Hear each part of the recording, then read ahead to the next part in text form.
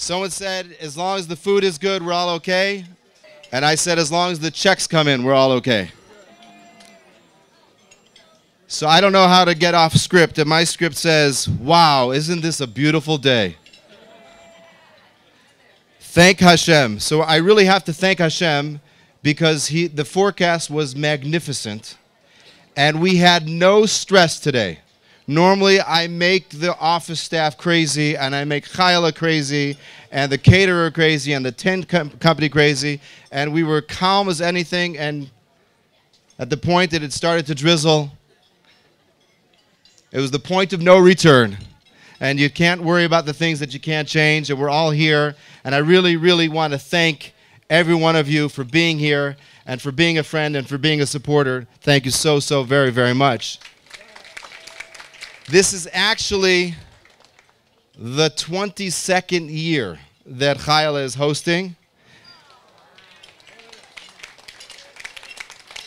And normally, things get tired and there's donor fatigue and you got to shake it up and do something different. And people just love to come to Chayla's yard. And that is, she just has a magic in how she does things. And we're very, very grateful. And she makes sure that we don't keep the program let the program go long. So you know that you'll have a good time, and we're very, very grateful to her. I want to begin by wishing a mazel tov to the Detroit chapter. I like to believe that they don't have such a thing, but I like to believe that the Central East region is the region of the year. And this year, Detroit won Chapter of the Year, which in my opinion makes them Chapter of the World. And most of the kids are in camp, but I want to wish a special congratulations to Alyssa, who's co-president of this great chapter, and wish a mazel tov to the Sabota and the Adler families. Rabbi Lichtig is in England. His brother-in-law is getting married tomorrow, so we'll have to celebrate it just with the people who are here. I want to make sure that you don't leave without knowing a couple of pieces of information. First of all, within the next couple of weeks, we will have 140 students, NCSYers, going to NCSY summer programs or to yeshiva in Israel. 140 from our region. You should know that NCSY is the #1 provider of teen programs to Israel. The #1 teen, internationally, NCSY is the #1 teen provider of programs to Israel for teens, with over 1,000 teens and 500 on TJJ. That is the real Kiruv program for public school students primarily. 500 kids, 12 buses, something the world does not know. Sort of like a birthright, but in high school. For 500 kids for a full month, it's an amazing experience. And that is why, perhaps, according to Nefesh B'Nefesh statistics, NCSY is the #1 common denominator for Aliyah. So this is our annual shareholders meeting where we have a chance to get up front in front of you and share a little bit about what goes on. And it's always a few weeks after our regional convention when we say goodbye to our high school seniors and we salute the honorees throughout the high school, kids who are demonstrating tremendous growth and commitment. And I try to paint a little bit of a picture of what goes on there, and I really fail miserably every time. And those of you, the few of you who have been there as NCSYers or alumni or staff or visiting parents, you know that the only word to describe it is indescribable. That's really what it is. So tonight we're going to try it a little bit different and talk a little bit about not the kids coming straight out of high school, but what happens years down the road. And I want to speak to you about a couple who are here this evening, tell you their story. Graduated high school about 15 years ago. And this young man, when he was in 11th grade, a little bit of a lost puppy, didn't work so well within the system. He wasn't in a yeshiva high school. He was taking college courses. Sweet, good guy. Sweet, good guy, but not exactly within the system. And we had a young lady from Akron, Ohio, who was very excited about her Judaism, very passionate, and she wanted to involve, from Akron, Ohio, a public school kid, and she wanted to involve her brother. But she could never get her brother to come to a Shabbaton, so she asked us to make a leadership weekend and bring a couple of kids to Akron and make a Shabbos there and make some excitement and hopefully get her brother involved. Well, as we're going, Noah Klein suggests, why don't you take this kid? I said, why? He's not exactly a leadership kid. He said, but he plays guitar real, real well, and it'll be good for him for sure, and it'll probably be good for everybody else. So as an afterthought, we brought this young man along with us, and I don't believe there's anything. I don't believe these things are coincidence by any stretch. That's my personal belief. But what happened? The brother of this girl who hosted this whole thing, we never saw him the entire weekend. He never showed up. But this boy who brought along his guitar met a young lady, also very, very musical, and they started a friendship that may have made their parents a little nervous. Public school kid from Akron, whatever. And but that friendship had a very, very exciting and productive ending. And I am speaking about Moshe Sherazin and Brenda Lipton from Akron, Ohio. Howard Zichrono Livracha and Chana Sherazin's son, a new member of our community. They not only are they making music, they have a beautiful, beautiful family, and they live in our community. And that's the kind of stuff that happens, those kind of little coincidences that happen that change lives and change the landscape of America.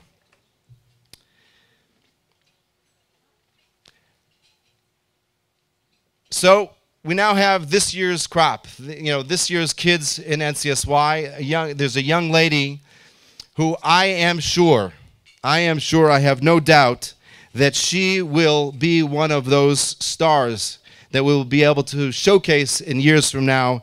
And I'd like to introduce you to Michal Shme'ava. Hi, everyone. I hope you're having a good night.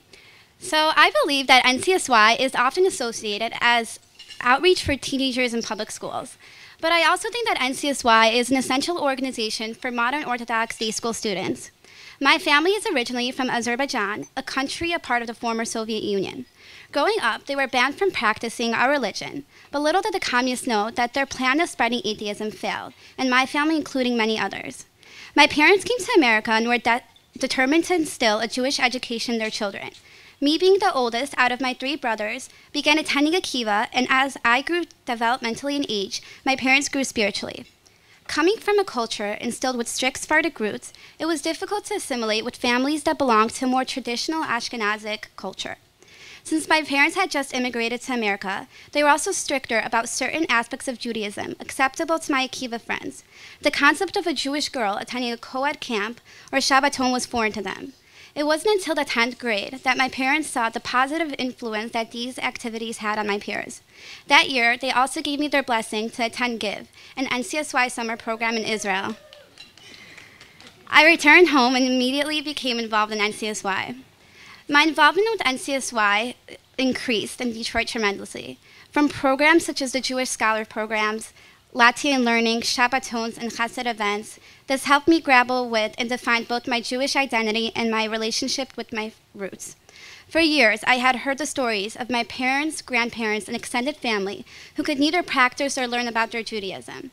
Had my parents not had the support of Akiva and NCSY, my siblings and I would have surely assimilated into American culture, unable to link our Azerbaijani traditions with our new life in America. NCSY helped bridge those worlds for me. Through NCSY, I began to internalize the message of their challenges as I watched fellow NCSYers' religious journeys.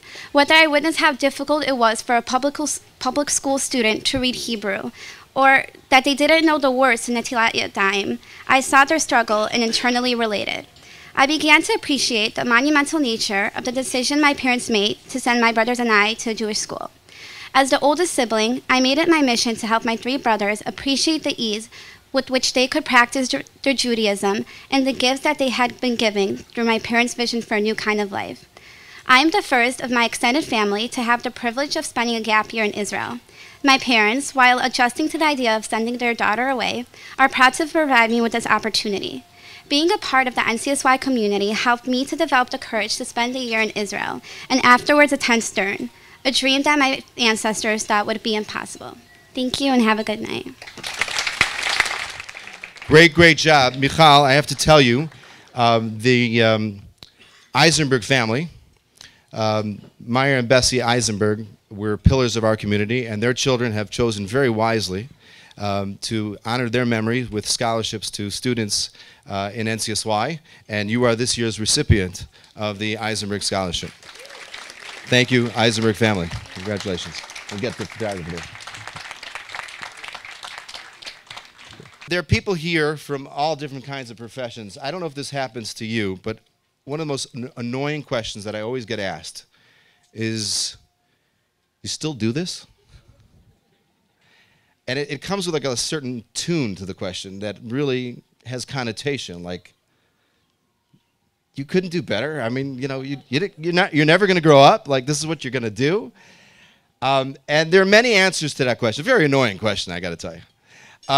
There are many answers to that question, but one of the answers is Danny Butler. Danny Butler has been involved in NCSY for 45 years. He's a great friend and a mentor and a guide to me, and he beats me up all the time. But one of the things he always tells me, he was a regional director, and he gave it up about 40 years ago, and he always tells me he wants his job back, and he's waiting for me to leave. And I guess it's convenient for me. I want to believe him. And it really keeps me going. He's somebody with a tremendous amount of inspiration to offer, and someone who is incredibly committed to NCSY, hosts an event like this next Wednesday night in Pittsburgh, and comes to all the Shabbatos so often. Thank you so much, Danny Butler.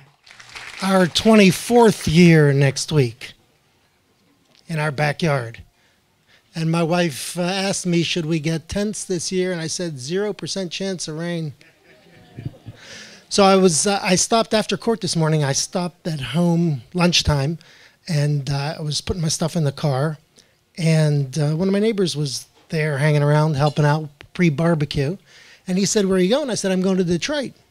And he said, oh, let me give you shliach mitzvah money. We all know shluchei mitzvah einam nizaken. The custom is you give somebody money, that makes him your shliach, your messenger. He's engaged in a mitzvah, and therefore he's safe. And he hands me a quarter. And I looked at the quarter, I said, big spender. He said, okay, what are you going for? I said, I'm going for NCSY. He said, okay, and he pulled out his checkbook, and he wrote a check to NCSY for $1,000. He ripped it off, he handed it to me. He said, take that to Detroit. He said, if you get there safely, tear it up.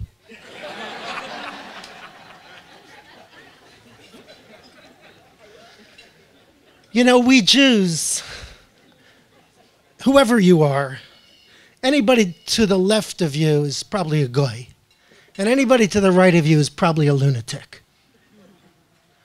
And we have a tendency to look at each other and gauge each other and judge each other and move on. I live in a slightly smaller community, and in any smaller community, even Detroit ain't New York. So in any smaller community, there are institutions in the community that have to be supported regardless, even if they're a little bit outside of the mainstream or outside of your narrow little sphere. In Pittsburgh, it's not Beth Yehuda, but we have Chabad, and it's one of their biggest cities anywhere, and they have a big dinner for their school, so I go to the dinner. And it's a measure of what's happened to our society that nowadays every hotel in the city of Pittsburgh is competing for kosher business. And they're trying to make it as opulent and as nice as they can for the lowest price that they can. So the Hilton Hotel in Pittsburgh at the Point is no exception. And their ballroom outside in the foyer, outside their ballroom, when you come up the escalator, you see a long line of tables. And on the tables, every 10 feet, they have a beautiful silver samovar. And next to the samovar, to make it really classy, they have trays of clean, dry glasses. And next to the glasses, they have piled up linen napkins, beautifully folded. And behind every samovar is a uniformed representative of the Hilton Corporation, standing there waiting for the samovar to empty out so they can switch it. And there's a line, And Lubavitch, particularly, they bring in kids from all over the place, I guess, to do their internship time. So even though it's a small community, even I know just about everybody and everybody knows me, I'm standing behind two yeshiva bachrim and they don't know me and I don't know them. So I'm watching them, and each of them takes 4 dry, clean glasses, lines them up, and pours water in each glass. And I look at them and I say, "Excuse me, is this for drinking?" And they turn around and they see me, blue shirt, srugi, clearly not with the program, a live one. So they launch into a whole thing about Kedusha and washing your hands and brachas and the whole thing. And I let them do their thing for a minute or so, and then I say, they tell a story about Rabbi Yisrael Salanter. He once went to a dinner in Yerushalayim, and when he washed his hands, he only used a little bit of water. And they asked him, "Rebbe, why are you using so little water to wash your hands?" And he said, "You see that lady over there? Her job is to fill up the samovar. Why should I be frum on her back?" So suddenly I had confronted them with something they didn't expect, and their mouths were slightly open, and they moved out of my way, leaving their glasses all filled there, and let me through. And I washed, and they're watching me, so I'm doing it. Dry my hands carefully, use only one glass, but only touch the dry parts on the glass, 2 on the right, 2 on the left. And I rub my hands together, and then I say, "Su'u Yadechem Kodesh," and then I'd make the bracha, and then I'm heading over there about 6 feet away, is one of those bowls filled with pieces of bread. Well, at that moment, Dan Honorado, all 6'4" of him, the Democratic nominee for governor of Pennsylvania, comes up the escalator into the foyer. He looks around at this sea of black hats and black suits, and he doesn't know anybody except me. And as if I were a life raft, he heads toward me, his hand out, "Dan, how are you?" Well, I got these 2 yeshiva bachrim watching me carefully, and I haven't touched the bread yet. So I do the natural thing. I give him the universal sign for I've just washed, and I have to get bread first. I pointed to my mouth, and I pointed to the bread. Well, apparently, outside of the Orthodox Jewish world, that's a universal sign for, when you read it left to right, I've just eaten bread and it's stuck in my throat and I can't talk. And he immediately grabs me and attempts to perform a Heimlich. These 2 yeshiva bachrim, they don't know what to do, and I'm fighting them to get to the bread. And he's squeezing harder and harder, and I'm fighting and kicking, and he starts to panic, and he starts to scream out, "Somebody help me, this guy can't breathe." I learned not to mess with people. This week's Haftorah is from Shmuel, and it inspired me to tell you about Elkanah. The Midrash says that Elkanah was a really rich guy. And he lived at a time when there was no Beis Hamikdash. The Mishkan, which the Jews had brought out of the desert, was housed in Shiloh, and there was an obligation for people to come up there 3 times a year, but frankly, they didn't. It wasn't exactly a tourist site, so people didn't go to Shiloh. And Elkanah, this really rich guy, he didn't go just 3 times a year. He used to go 4 times a year, according to the Midrash. He'd bring his whole entourage, and he'd bring musicians, and he'd bring a barbecue, one of those smoker trucks, and the whole thing, and he would make a party of it. And he would take a circuitous route and a different route every year. So he would stop in different towns every year. And he stopped at a town, and they would make the equivalent of a Shabbaton. They'd have a big party, they'd make a barbecue, they'd have music, and then everybody would sit around, they'd have a kumsitz. And they'd have a great time. And at the end of the kumsitz, when the night was over, he would get up and announce, "Well, we got to go to Shiloh now." And the Medrash says, have you ever been to a Shabbaton? The Medrash says, people started to cry. They said, "We want more." And he said, "Well, it's not a problem." He said, "Gadlu, Hashem iti and Ramam Shema Yaktav. We could make Hashem great together." He said, "You could come with me." And in that way, by taking a different route every time from his home to Shiloh 4 times a year, the Medrash says that he revived the practice of going to Shiloh until the Beis Hamikdash was actually built. He revived the practice among Jews that was required that they go up 3 times a year. And as a result, the Medrash says he had a son named Shmuel who crowned 2 kings of Israel. Now, I got to tell you, what's it, 22 years, Chayla? 22? I think we're 24. We might be 25. It's dependent on how long Tzali's been in business. Tzali's either 24 or 25, because we started the first year we got Tzali.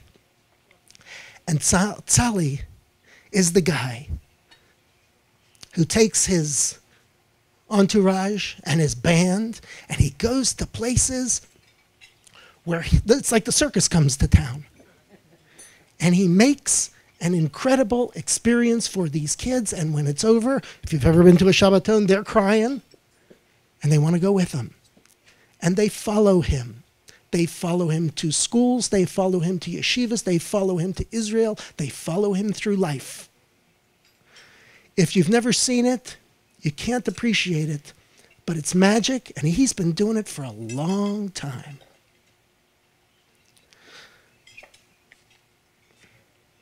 I'm very quickly going to tell you about last week's Sedra, and I'm very quickly going to tell you one little thing from regional convention, and then I'm going to tell you about the man who brought it all together, and then I'm done, and the whole thing will take about next 3 minutes. Last week's Sedra, we all know, with the Meraglim, it kind of bleeds into this week's Sedra, where Korach says that Egypt was a land flowing with milk and honey, which was like a slap in the face, because he had borrowed that from the Meraglim, the spies. And what was their big sin? Well, God said, God said, you know what, you want to send spies? Go ahead, send spies. You don't really need them. Like, you got me driving the bus, right? But you want to do it, do it. Just be sure to don't send jerks. Send good people. So they got the best people. 12 people went out, they spied, they came back, they all told the same story. Everybody had the same story. The first 10 came and said, wow, giant grapes. We've all seen the pictures. Land of milk and honey. But there are giants there. We're all going to die. Kalev ben Yefuneh and Yeshua ben Nun, same information. They said, wow, big grapes. Land of milk and honey. Can't wait to see what God does with the giants. Same information, different attitude. Same information, one motivated by a lack of faith and a bad attitude. The other motivated by incredible faith. A certainty that God will take care of things. A certainty that God knows what he's doing.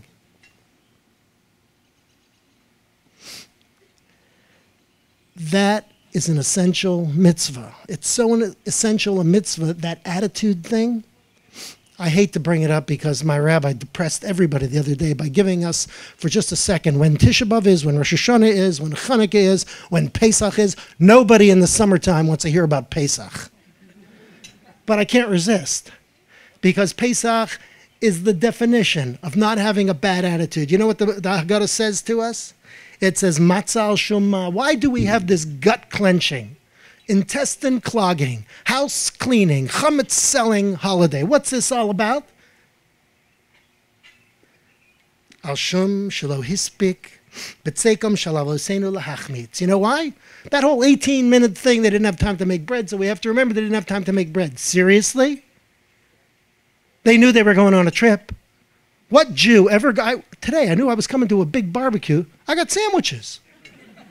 What Jew doesn't make sandwiches to go on a trip? They didn't make sandwiches. You know why? You know why? Because they were so beaten down. They were so troubled. They'd been through so much. They had lost their faith. They didn't believe they were really leaving the week before when Moshe told them we're leaving. And so they lost their faith, and as a result of that, forever, we got to clean the basement to remember that we can't lose our faith, that we can't have a bad attitude. That's the spiritual side that NCSY imparts to kids. And then there's the practical side, and with that, I give you one little thing from this year's regional convention, which sold out what was the name of the hotel? Some hotel in Dublin, Ohio. Sold out a week beforehand. Kids are crammed together. I do not recommend ever sharing a room with Sally Friedman. He gets up very early on Shabbos. It's unnatural. And with all these kids, there's one fixture at every NCSY event that Sally Friedman runs. There's a group from Yachad that comes to the Shabbaton. And at a certain point, the kid from Yachad gives the Dvar Torah. At every meal, usually. lunch on Shabbos afternoon. A good friend of my son Uri is 32 going on 6. He's autistic and he's equivalent to about a 6-year-old. And NCSY has for the 17th or 18th year in a row, by acclamation, designated him the vice president for Smiles. He doesn't know that he's too old to go, so he goes to every Shabbaton. He stands on the stage with his suit and tie. He smiles at everybody. He leads the band. And the amazing thing is those nice, normal, healthy kids come by and say, "Hey, Uri, how you doing?" And they're all happy. And sometimes he even responds to them or somebody who's not there or whatever.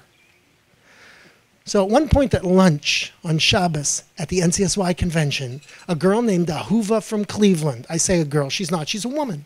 I don't know how old she is. She's probably been coming to Shabbatons for 20 years. She's a Yachad member. She's probably in her 30s. For sure, she's in her mid to late 30s. And she gave a Dvar Torah. Now, I have to tell you, Ahuva comes almost all the time, and she's one of the most vocal of the Yachad kids. So she usually gives the Dvar Torah, and one of the NCSY advisors comes up with her, and they have it written out, and she reads it. And for 5 minutes, right smack in the middle of 350 or so rabid teenagers, on a Shabbos with no microphone, there is absolute silence. Which is great, but there's another aspect to it. I've been listening to her for 20 years. I have no idea what she's saying. And I'll bet you she's making the same Dvar Torah every time. And nobody knows or cares. Just the respect that those kids show. That girl who's in her that woman who's in her 30s, who comes to give a Dvar Torah at the NCSY Shabbaton, that menschlichkeit, that's as important as any Torah or any faith or anything. And frankly, you can't have one without the other, but if you have menschlichkeit, you could probably get Torah. But if you only have Torah, you're going to have a hard time finding menschlichkeit. And that is the message that NCSY imparts. And I have to tell you, if you had asked me 5 years ago, do you remember the Sherazins? I was the regional director of NCSY in the early 70s. I remember there was Bruce and there was Howard. I remember Howard was the older one. Bruce was the younger one. Bruce probably graduated 73 or 74. So Howard probably graduated 72, 71. And that's all I remember. Would I have recognized them if I saw them? Maybe not. But at the regional convention before last, it was in Ypsilanti at the Marriott, Howard Sherazin came.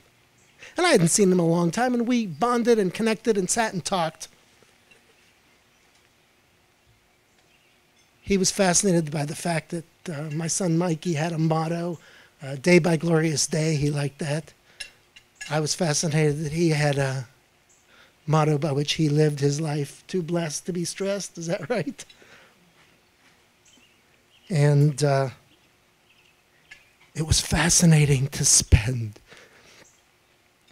hours talking to somebody who unblinkingly stared into the abyss with no pretensions, with no confusion, with a decency and a menschlichkeit that was clearly part of his life. He had melded the two things in together. The decency that is so much, that menschlichkeit that has 300 plus kids sitting and listening to some girl they can't understand. And the faith that makes somebody accept and believe and carry on. And that's everything that NCSY could ever impart. And I asked him at one point, why? What are you doing here? Strange, because I've been doing it for 45 years, and plenty of people ask me, what are you doing here? But it seemed to me, and he didn't articulate this, but it seemed to me that he had come back to see if it was everything that he remembered. And based on what he said it was, there's a magic there that is imparted, that is so much a part of who we are. The kind of people who care about each other, who care what God thinks of us, who care what we think of each other, and who in times of trouble are there for each other with a hand out regardless, with no questions asked. That's the message of NCSY. Ask me who our typical NCSYer is. What is the goal that we want NCSY to meet? What do we want it to look like? We want those kids to look like Howard Sherazin. We want them to be decent, God-fearing, good people who have a purpose in their lives, sometimes fulfilled a little earlier, sometimes not, but who stand as a beacon for other people, for their contemporaries, and for the kids who look up to somebody and say, well, yeah, like that. Not somebody who became the president, not somebody who was an astronaut, somebody who was a mensch and lived his life decently in a Jewish way with concern for others and with faith in God. Can't ask for more. And that is what NCSY is all about. I guess if you've come here tonight, we're all partners, because everybody who wrote a check is a partner in this incredible endeavor for which there is no parallel in our world. And I'm proud to be one of your partners. Thank you very, very much, Danny. And Mo and Brenda, I forgot to take care of this before, so we'll take care of it right now. I'd like to present to you the I Met My Bashart, an NCSY t-shirt. Howard was a tremendous friend to so many of us, and certainly to NCSY, from that very first generation of NCSYers from B'nai David, which part of that was Nina Novetzky, Danny Butler's wife, and her two brothers, Terry and Jay Novetzky. We're all part of that same group. And I'd like to ask Chana if you can please come up here and say a few words. I want to present you with this crystal flame in loving memory of Tzvi Sherzin, Zechron Livracha. Tzvi was a trailblazing Detroit NCSY pioneer. He remained loyally active for more than 4 decades. He inspired 4 generations of his family and community, always learning, growing, and giving, living by his motto, too blessed to be stressed. His passionate devotion to NCSY and so many other community institutions was an inspiration to all. NCSY is proud to honor his memory with the Stephen Levitz Memorial Award, Central East NCSY, ER 285775. Mazel tov to this evening's scholarship awardees. May you go from strength to strength. Chayla and Yerachmiel, thank you for so graciously and continually opening your home and your hearts to NCSY. You're an inspiration to so many people. To our dear family, friends, and all the loyal supporters of NCSY, thank you for coming out this evening. A few weeks ago, our mail lady, Deborah, knocked on her door.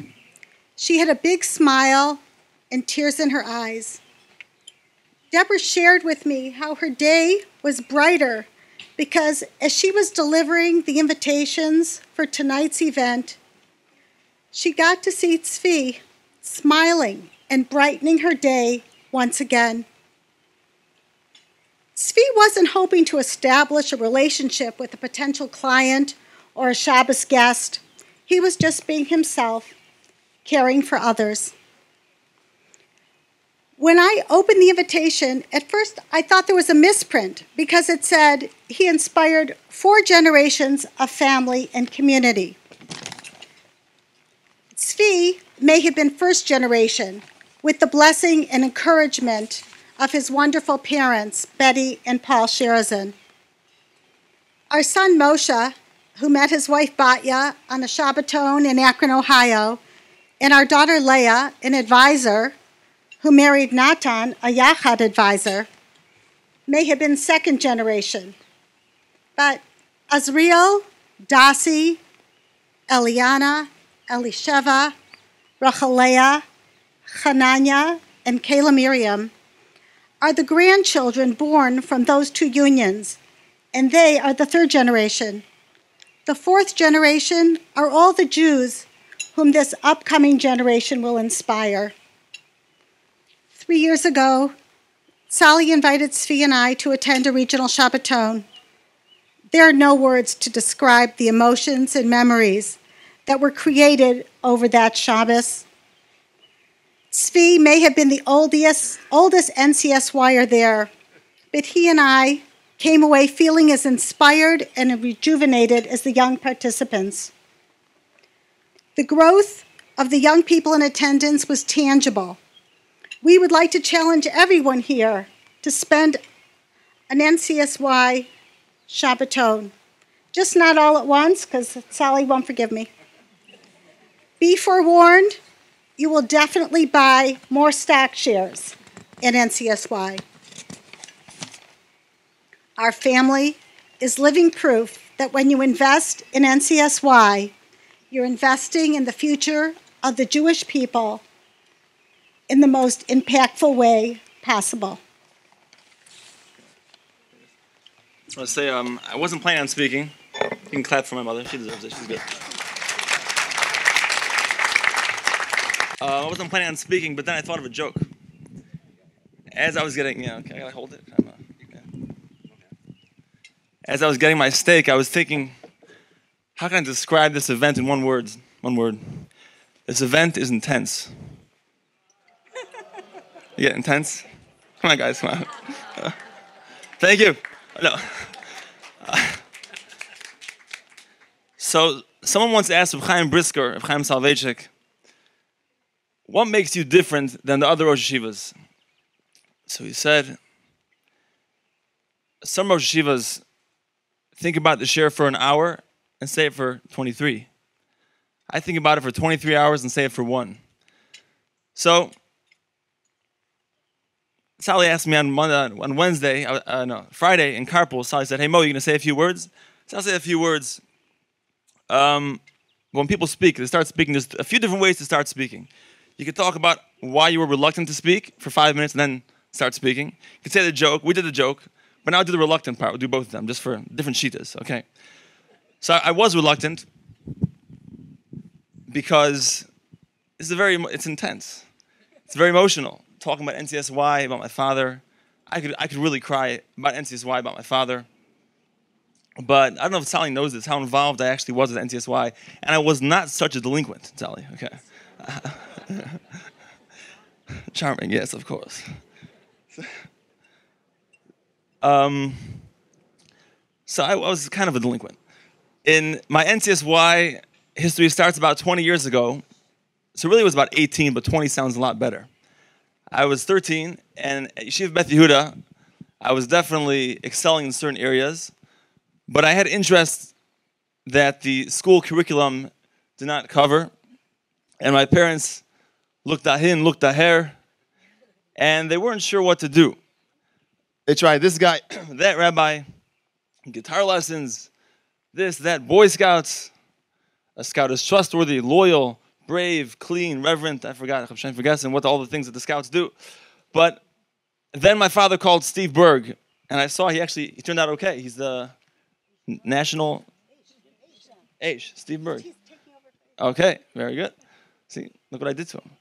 So Steve, after Bissell Schmoozin, my father and Steve decided that Steve would pick me up and take me to every Tuesday night he would pick me up and take me to the United Hebrew Schools, where Steve taught a group of public school kids. And I felt very cool, I was 13, hanging out with older public school kids. That was very cool. And then after that, we would go to Oel Moed, and I was sort of a mentor. That's what they told me. I was a mentor for some younger public school kids, less cool. And then we drive back and schmooze. And everyone Steve met was impacted by his Torah and his smile, his hug. And even the building, United Hebrew Schools, turned into Darchei Torah. That's pretty good. That's very good. So that was the first. This is not, one day Sally will honor me and I'll talk about all the wonderful things and my wonderful experiences, but I'm not going to talk about all the Shabbatons and getting stuck on a bus New Year's Eve on the way back from the Winter Conclave. That was interesting. And the Washington, that was crazy. The Washington, that was all. We should talk about that, but we got to go. So, because still I see a few more speakers on the list over here. 1, 2, 3, 4. Okay. So, but just a few experiences that I had with NCSY, and not to talk about myself because I love talking about myself, which I do, but just to let you know that NCSY is here for the community and here for Klal Yisrael, for everyone. And I was thinking, my father was the second generation insurance agent. That's pretty cool, second generation. I got it down. But I'm a second generation NCSYer. Doesn't sound so, hey, what's going on here? We want our money back. Second generation. It doesn't sound good. So, but it's really not so bad because NCSY, it's not about, it's not about making people from on the spot. It's not about necessarily what it was in the 70s People are not flocking to Aish Torah and yeshivas like they were. And I was one of those annoying people who asked Sally, what's going on, Sally? You're still doing this? I had a schmooze with Sally a couple years ago when I was thinking about moving back to town. But that's a different story. So there's nothing wrong with being in the second generation NCSY, because NCSY is here for everyone and every student, every child, to give them whatever it is that they're lacking to supplement their Judaism and their social life. So after that quick experience, Steve Berg, then later on I went to Yad B'Yad with Yachad, 2000, that was right during the Intifada actually. And after that, there was a famous experience at NCSY that I'm still blushing from. That one Friday morning, I got a beeper. And it was Noach Klein. It must be important, Friday morning. So I called Noach, and he said, Mo, do you want to go play guitar in Akron for Shabbos, for a small Shabbaton? I said, sure. But one question, what's Akron? Yeah, this is before LeBron. So people didn't hear of Akron. The little kids didn't. So I went, and it turned out to be okay. And it was also, it wasn't just because my wife played Little Wing better than I. But, we kept a little relationship up over the years and then decided many years later to get married, and so far so good. This week we're celebrating our 10th anniversary. Wow, that's pretty good. At 10 years, usually they say it might work. So, okay, my white mother says, Moshe, genug shoin. So I'll end off by saying, an NCSY introduced me to my yeshiva where I went for a gap year, which turned into a leap year of 12 years. And I just got back right now, a few months ago. But to end off, just want to say, Sally's job is not easy. He has a difficult job. And when some of the people they're caring, they say, why are you still doing this, Sally? You could take your skills and go to Ford. Ford will give you $250, no doubt. Why are you settling for the $175 at NCSY? Yeah, it's more than that. So, Sally's job is not easy. Kids these days, they're hard to raise. My son asked me a few days ago, he said, Tati, when you were a kid, do you like Angry Birds? I said, Angry Birds, man. If you had a calculator, you were cool. If you could spell some cool words with a calculator. For those of you know what I'm talking about. If you had a calculator, you were cool. Sally told me a few weeks ago, he said that, the kids these days, they need a new program. Latte and learning, doesn't work every week. It has to be, Parsha and Puff Daddy. It has to be Schnapps and Shulchan Aruch. There's a couple names. You should think about that. It's difficult. But to end off, I just say thank Hashem for NCSY, for what he's done for myself and for the Detroit and the world. And Davin, we should all pray that Sally and Detroit and the national NCSY should have continued success. Adbias Gold Tzedek B'Meher V'Meinu, Amen. One final note, a great thing that the family is doing for the memory of Tzvi Sharazin to increase the merits for him is sending a young man to Israel this summer. And I'd like to call upon Jonah Peterson to accept this Tzvi Sharazin scholarship. Outstanding, outstanding young man. And this is a great, great thing for Tzvi. And do we get a picture? We even get a picture. Okay. Ladies and gentlemen, the buffet is still open. I think there's still something left over there. Thank you very, very, very much. Rabbi Stein, if you'll lead us in benching. Thank you.